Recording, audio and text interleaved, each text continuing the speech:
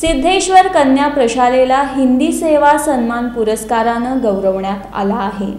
महात्मा गांधी यांनी 1936 मध्ये स्थापन केलेल्या राष्ट्रभाषा प्रचार समिती वर्धा यांच्या वतीनं राष्ट्रभाषा प्रचार समितीच्या परीक्षांसाठी देशात सर्वाधिक परीक्षार्थी सहभागाच्या योगदानाबद्दल राष्ट्रभाषा प्रचार संमेलनाच्या निमित्तानं हिंदी सेवा सन्मान हा पुरस्कार सिद्धेश्वर कन्या प्रशालेला प्रदान करण्यात आला।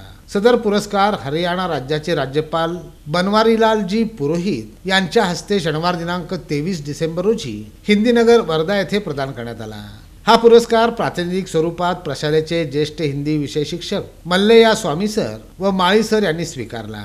हिंदी विभाग प्रमुख सौ बबलेश्वर, हिंदी विषय शिक्षक मल्लय्या स्वामी, SM कोळी, सौ पाटील तसंच सिद्धेश्वर कन्या प्रशालेच्या मुख्याध्यापिका सौ संगीता गोटे, पर्यवेक्षिका सौ वाले यांचं सिद्धेश्वर शिक्षण समितीचे चेअरमन धर्मराज काळादी यांनी अभिनंदन केलं आहे।